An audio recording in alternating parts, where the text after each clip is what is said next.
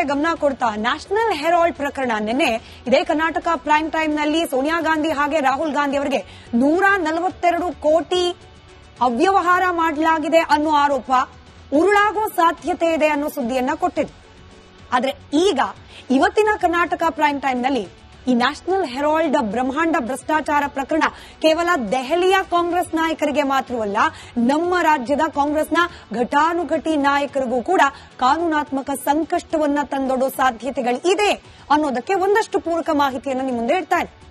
ಒಂದರ್ಥದಲ್ಲಿ ಈ national Herald ಪ್ರಕರಣದಲ್ಲಾಗಿರುವ ಬ್ರಹ್ಮಾಂಡ ಭ್ರಷ್ಟಾಚಾರ ಸುತ್ತಿ ಬಳಸಿ ಮತ್ತೆ ಕರ್ನಾಟಕದ ಕಡೆಗೇನೆ ಬಂದು ನಿಲ್ತಾ ಇದೆ.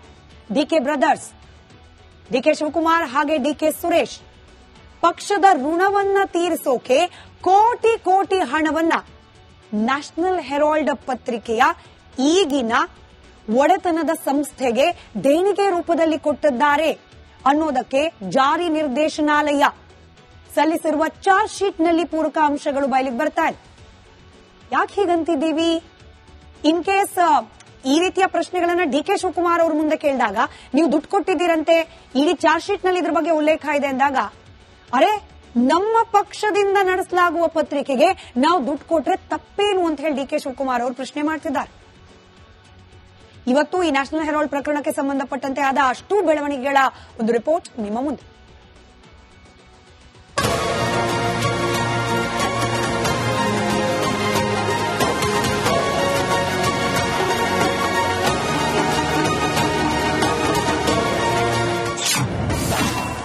ಕಾಂಗ್ರೆಸ್ ಪಾಲಿಗೆ ಎಟಿಎಂ ಆಯ್ತಾ ಕರ್ನಾಟಕ?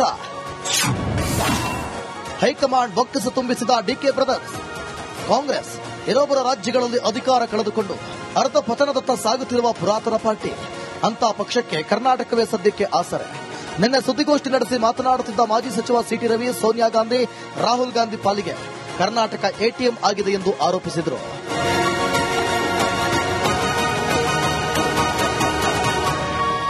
ಭ್ರಷ್ಟಾಚಾರ ಅವ್ರ ಪ್ರಣಾಳಿಕೆಯಲ್ಲಿ ಭ್ರಷ್ಟಾಚಾರ ಮಾಡ್ತೀವಿ ಅಂತ ಪ್ರಣಾಳಿಕೆಯಲ್ಲಿ ಹೇಳ್ಕೊಂಡಿದ್ರ? ಅವ್ರು ಹೇಳ್ಕೊಳ್ಳೋಕೆ ಕಷ್ಟವಾಗುವ ಸಂಗತಿಯನ್ನ ನಾನು ನಿಮ್ಮ ಮೂಲಕ ಇಟ್ಟಿದ್ದೇನೆ. ಭ್ರಷ್ಟಾಚಾರ, ಸ್ಮಾರ್ಟ್ ಮೀಟರ್ ಹಗರಣ ಕೇರಳದಲ್ಲಿ 1800 ರೂಪಾಯಿ ಒಂದು ಮೀಟ್ರಿಗೆ, ಇಲ್ಲಿ 4,500,000, 7,500,000, 12,000 ಒಂದು ಸ್ಮಾರ್ಟ್ ಮೀಟರ್ಗೆ. ಇದಕ್ಕಿಂತ ಹಗಲದೊರಡೆ ಬೇಕಾ? ಇನ್ನೊಂದಿದೆಯಾ ಹಗಲದೊರಡೆ? ಇದೆಲ್ಲ ಅವ್ರ ಸಾಧನೆನಾ? ರಾಹುಲ್ ಗಾಂಧಿಗೇನು ತಿಂಗಳು ಬರುವಂತ ಎಟಿಎಂ ಚಾಲನೆಯಲ್ಲಿದೆ, ಪ್ರತಿ ತಿಂಗಳು ಬರುತ್ತೆ. ಸಿದ್ದರಾಮಯ್ಯ ಜಿ ಅಂದ ತಕ್ಷಣ ಹಾಜಿ ಅಂತಾರೆ, ಡಿಕೆ ಸಾಬ್ ಅಂತಿದ್ದಂಗೆ ಬೇಟಾವು ಸಾರ್ ಅಂತಾನೆ. ಇನ್ನೇನಾಗಬೇಕು? ನ್ಯಾಷನಲ್ ಹೆರಾಲ್ಡ್ಗೆ ಡಿಕೆಶಿ ಕೋಟಿ ಕೋಟಿ ಕಾಸು. ನ್ಯಾಷನಲ್ ಹೆರಾಲ್ಡ್ ಪ್ರಕರಣದಲ್ಲಿ ಡಿಸಿಎಂ ಡಿಕೆ ಶಿವಕುಮಾರ್ ಹಾಗೂ ಮಾಜಿ ಸಂಸದ ಡಿಕೆ ಸುರೇಶ್ಗೂ ಸಹ ಸಂಕಷ್ಟ ಎದುರಾಗಿದೆ.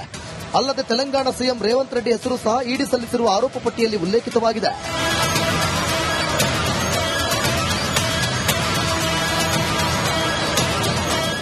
ಯಂಗ್ ಇಂಡಿಯಾಗೆ ಡಿಕೆ ಸೋದರರು 2.5 ಕೋಟಿ ದೇಣಿಗೆ ನೀಡಿದ್ರು.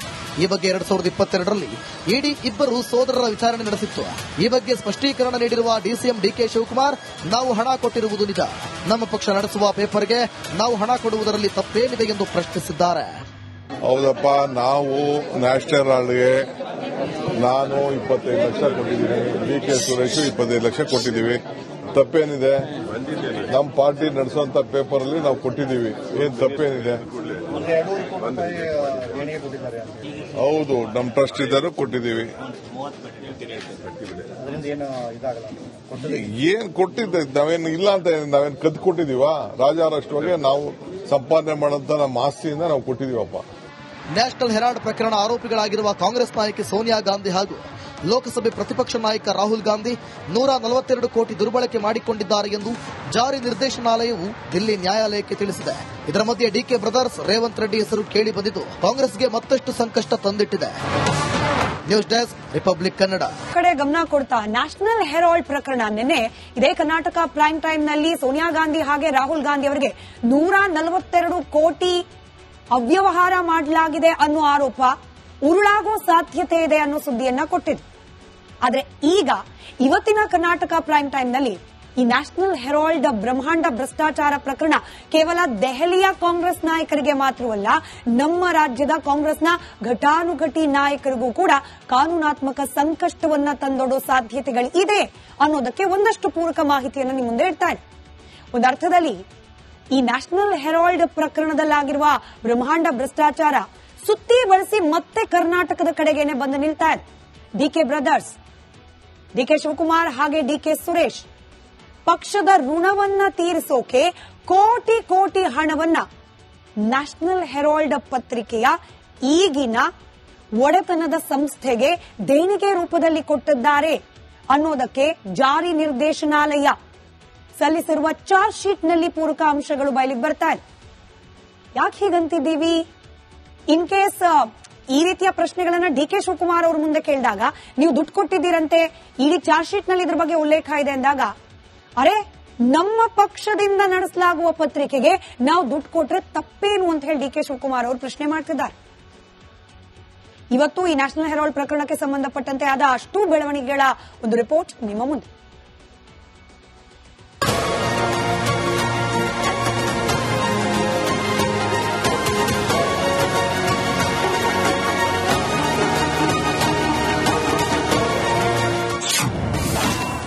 ಕಾಂಗ್ರೆಸ್ ಪಾಲಿಗೆ ಎಟಿಎಂ ಆಯ್ತಾ ಕರ್ನಾಟಕ?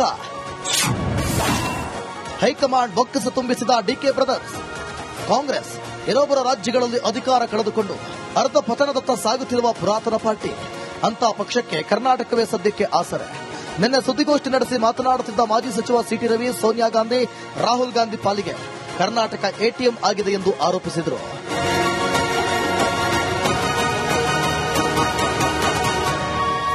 ಭ್ರಷ್ಟಾಚಾರ ಅವ್ರ ಪ್ರಣಾಳಿಕೆಯಲ್ಲಿ ಇತ್ತ? ಭ್ರಷ್ಟಾಚಾರ ಮಾಡ್ತೀವಿ ಅಂತ ಪ್ರಣಾಳಿಕೆಯಲ್ಲಿ ಹೇಳ್ಕೊಂಡಿದ್ರ? ಅವ್ರು ಹೇಳ್ಕೊಳ್ಳೋಕೆ ಕಷ್ಟ ಆಗುವ ಸಂಗತಿಯನ್ನ ನಾನು ನಿಮ್ಮ ಮೂಲಕ ಇಟ್ಟಿದ್ದೇನೆ. ಭ್ರಷ್ಟಾಚಾರ, ಸ್ಮಾರ್ಟ್ ಮೀಟರ್ ಹಗರಣ. ಕೇರಳದಲ್ಲಿ 1800 ರೂಪಾಯಿ ಒಂದು ಮೀಟ್ರಿಗೆ, ಇಲ್ಲಿ 4,500,000, 7,500,000, 12,000 ಒಂದು ಸ್ಮಾರ್ಟ್ ಮೀಟ್ರಿಗೆ. ಇದಕ್ಕಿಂತ ಹಗಲದರೋಡೆ ಬೇಕಾ? ಇನ್ನೊಂದಿದೆಯಾ ಹಗಲದರೋಡೆ? ಇದೆಲ್ಲ ಅವ್ರ ಸಾಧನೆನಾ? ರಾಹುಲ್ ಗಾಂಧಿಗೇನು ತಿಂಗಳು ತಿಂಗಳು ಬರುವಂತ ಎಟಿಎಂ ಚಾಲನೆಯಲ್ಲಿದೆ, ಪ್ರತಿ ತಿಂಗಳು ಬರುತ್ತೆ.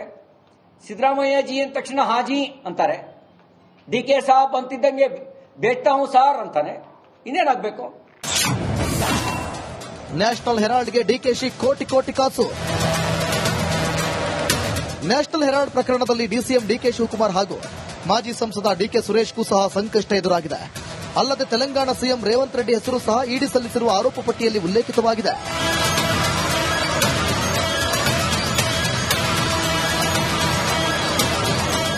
ಯಂಗ್ ಇಂಡಿಯಾಗೆ ಡಿಕೆ ಸೋದರರು 2.5 ಕೋಟಿ ದೇಣಿಗೆ ನೀಡಿದ್ರು. ಈ ಬಗ್ಗೆ 2022ರಲ್ಲಿ ಇಡಿ ಇಬ್ಬರು ಸೋದರರ ವಿಚಾರಣೆ ನಡೆಸಿತ್ತು. ಈ ಬಗ್ಗೆ ಸ್ಪಷ್ಟೀಕರಣ ನೀಡಿರುವ ಡಿಸಿಎಂ ಡಿಕೆ ಶಿವಕುಮಾರ್, ನಾವು ಹಣ ಕೊಟ್ಟಿರುವುದು ನಿಜ, ನಮ್ಮ ಪಕ್ಷ ನಡೆಸುವ ಪೇಪರ್ಗೆ ನಾವು ಹಣ ಕೊಡುವುದರಲ್ಲಿ ತಪ್ಪೇನಿದೆ ಎಂದು ಪ್ರಶ್ನಿಸಿದ್ದಾರೆ.